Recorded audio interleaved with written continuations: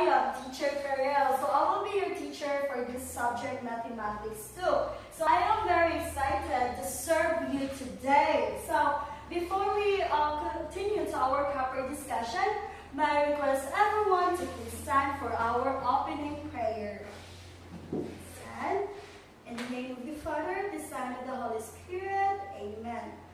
Lord God, thank you for this day. Thank you for the food we eat, the water we drink, and the air we breathe.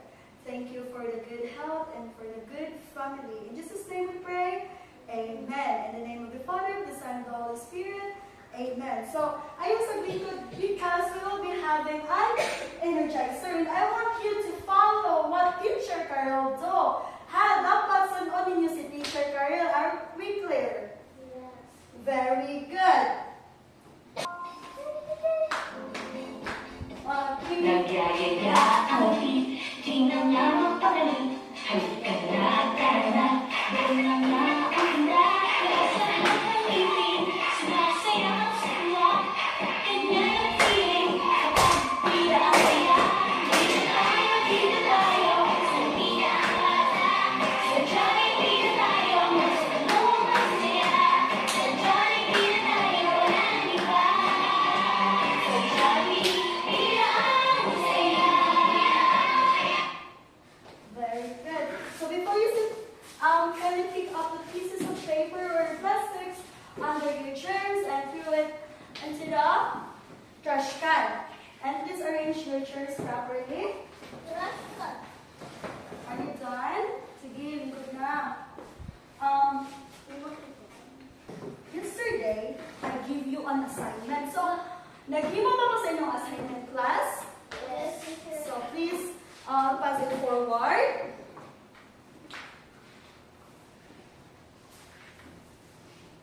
Thank you. So who is absent for our class today? Is the absence out of class? Come on.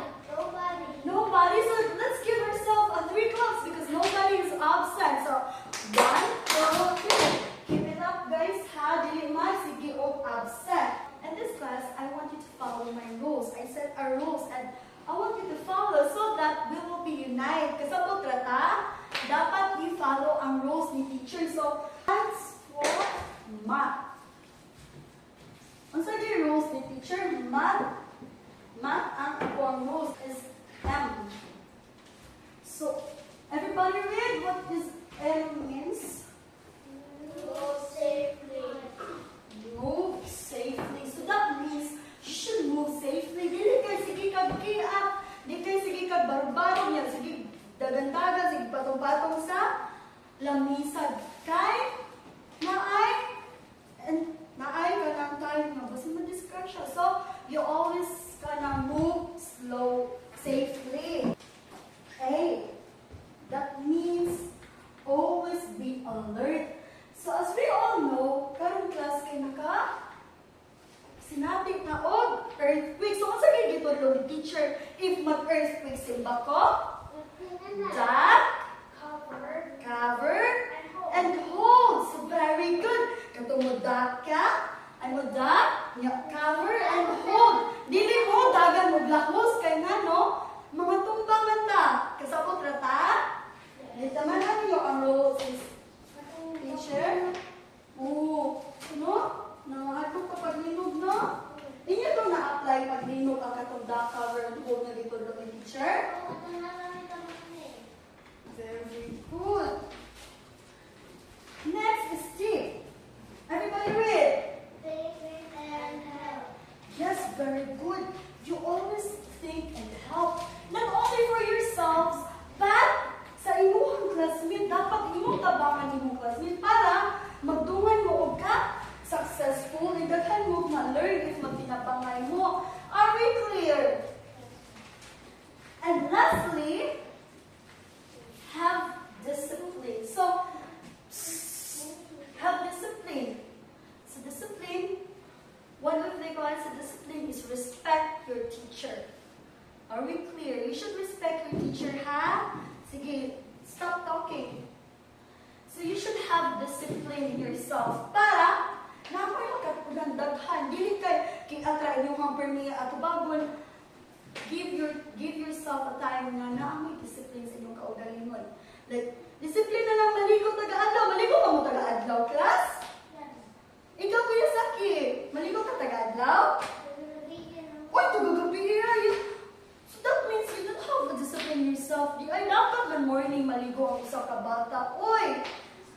Ha, dapat morning na maligo ha. Di kay gabi kay mga gilta o sakit ana. Kasabot na Kuya Sa? Yesterday, I give you, we were tackling about what? Kung sabi ko kung ipang-tackle last meeting, atong giisuyahan, atong topic.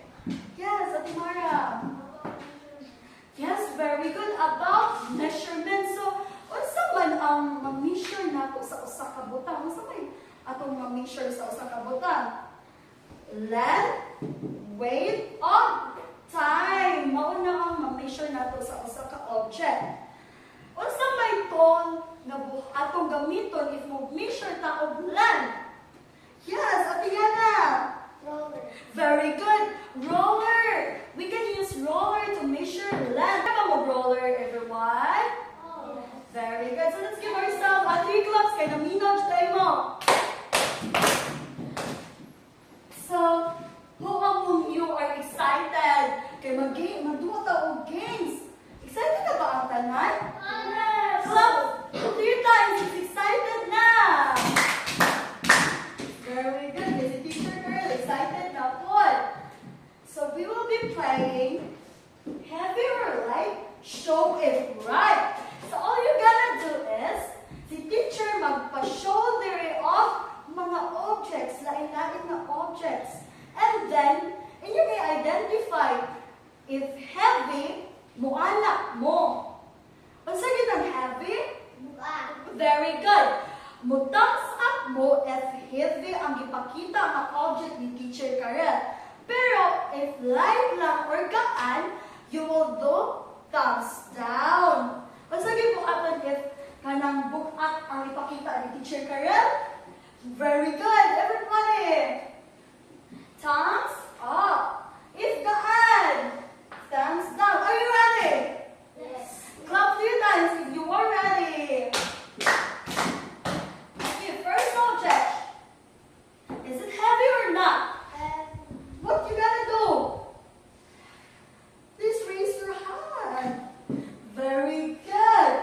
This watermelon is heavy. Another. Heavy or not? Very good. Heavy. An apple. Very good. Kaya ang apple kay gaan. What's that? And is it heavy or not? Very good. It's light or tense. Oo. Anong ga-choose mo o thumbs up or thumbs down? Pero ano ito ang thumbs up or thumbs down? Yes, Ate Mara? Very good. We use thumbs up to identify if an object is heavy. Mag-use ta on thumbs up. If light lang object, may use ta on thumbs down. So, giunsa man nato pag-identify na bugat to ang kanang butang. Giunsa to nato pag-identify nakakita dai mo ato everyday? O nakahikap pa mo ato everyday? Sometimes, no? Makahikaw ta na everyday. Like for example, gatong apple. Makakuha ta magdaan ko siya kay we always ate apples. So, unsaon man nato pag-identify ang usa ka butang or unsaon man nato pag-check if ang butang kay gaan ba siya or bugat by using a very good at timbangan. Mag-use sa timbangan para ma-identify nato if bugat ba dyan to nga object or not. So let's give ourselves a 3 claps big kay mga bright naman oy. 1, 2, 3. So, what will be our topic today? Our topic today will be measuring objects using grams or kilograms. So, are you familiar with grams and kilograms, class? Yes. Saan ato ang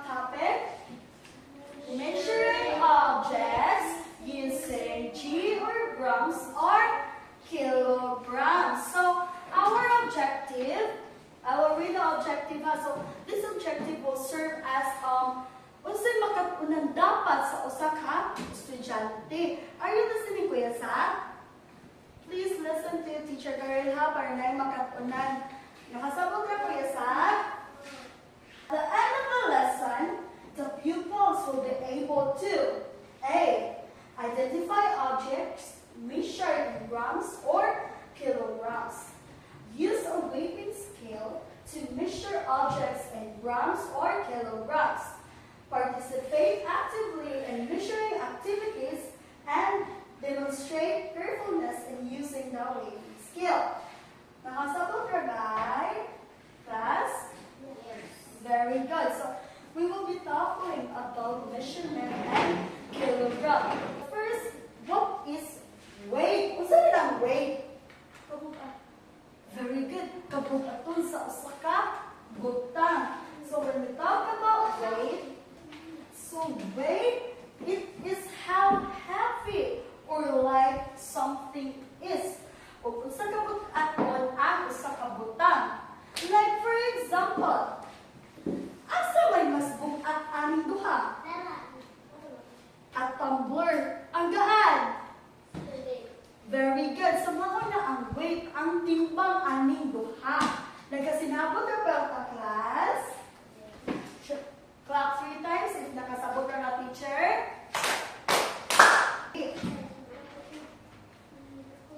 Unsa may gamiton nato para Kuya Sa? Unsa may gamiton nato para na-identify nato na bugat ni siya or gaan? Yes, very good. Using a weighing scale. So everybody read. It has a rule used to measure weight. Very good. Mauni siya ang to na gamiton nato to identify if an object is heavy or light.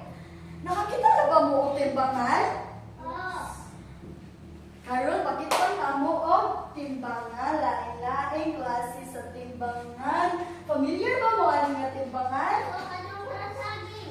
Very good. Para sa saging or para mamaling kita. Makakita pa kami, no? And kani, mauli gamitan sa kitchen. Kanang mag-bake dito o cake. Ari nila itimbangon. So, mauni ang mga weighing scale. Mauni ang example sa weighing scale. Nagasinabot rata? Very good. So there are two main units of weight. Naila ka units ang weight. Mauna na ang grams of kilograms. Pero sa imuha, unsa nila ang grams o kilograms? Number yung gila, class? Unsa man na? Ay, sa Timara. So, ang grams, class, don't laugh, ha? If your classmate wants to talk, don't laugh kung sa'yo ilang answer ka. Wala may sa'yo itong answer. Uy! Kasi ako na, Kuya Sa, hindi magsikip ka tao sa mga babae because we are all equal, man. Tao pantatanan, so don't laugh if somebody's kanang mistake, na-aslay mistake. Grams. So, ang grams, mauni ang unit. Small g. Mauni ang unit, ha? Mauni ang unit. Kasabot, ha? So, ang grams ko no class, it is used for measuring light objects. Unsa gyud gamiton? Kano sa gyud gamiton ang grams para mag-measure of light objects?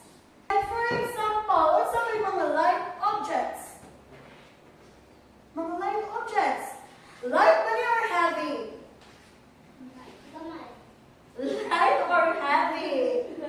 Gaan or bugat? Very good. Ang ballpen kay light or gaan. So, mauni, atong itimbangon using this. So, if ato ma-identify if grams ra ba ni? Ay, ano ba na? So, ang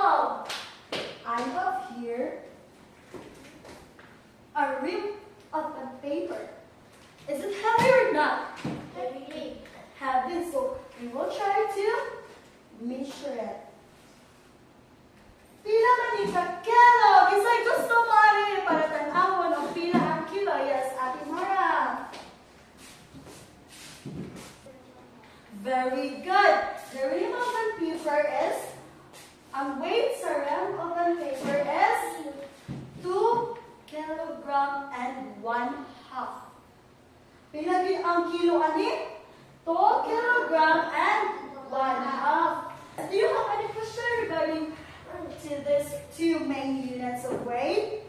Wala na. O sige to, how many units of weight? Kilograms and grams. So, clap 3 times if you don't have any question. So, what's that good there? May sari-sari store and si teacher ang tigbaligya. In ako mga students, kamo ang tigpalit. So, one by one lang ang mga sa front ha, kasabot na. And I will be giving you a play money para mauli yung ibayad kang teacher. Or ninyo palito ng usaka object dere or butang, you will measure it para dili mo maalkansi. Kaya dapat timbangon din nato ang mga butang or mga palitunan nato para dili ta alkansi. Kasabot ba ta? Very good. So, sorry. Ang sabay gusto mong palito? A flower! Kuya Sap will buy a flower. So, can you measure it? And measure yourself before you buy. Di naman ako grams. You can use it if gaan na kuya. Pila na ka grams? 3.0 grams. Pila din ka grams ni ang flower? 3.0 grams. Thank you. You didn't have any question regarding to our topic? Wala na mga question, class? Okay, so let's give ourselves a Mabuhay Club. Are you familiar with the club? The teacher will do it first and we will do it together. 1, 2, 3, 1, 2, 3. Mabu, hi! Let's do it all together. 1, 2, 3, 1, 2, 3. Mabu, hi! We will, ang kaning assessment, mag-mauni siya serve na naabad siya dito sa ako ang discussion. So I will be giving you 10 minutes to answer this. The timer starts now. Time's up. Can it up? Okay. Tally the score and pass it forward.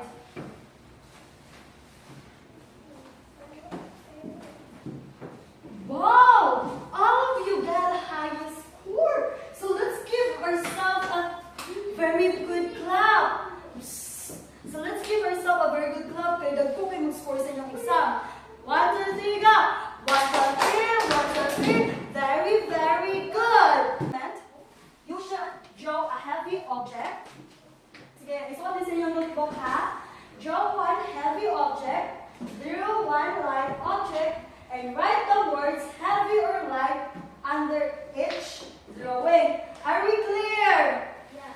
Okay, very good. So before we end this discussion, I will leave you a quote. According to Anonymous, we learn better when we observe carefully and think before answering. Stand for our closing prayer. In the name of the Father, the Son, and the Holy Spirit. Amen. Lord, thank you for this day. Thank you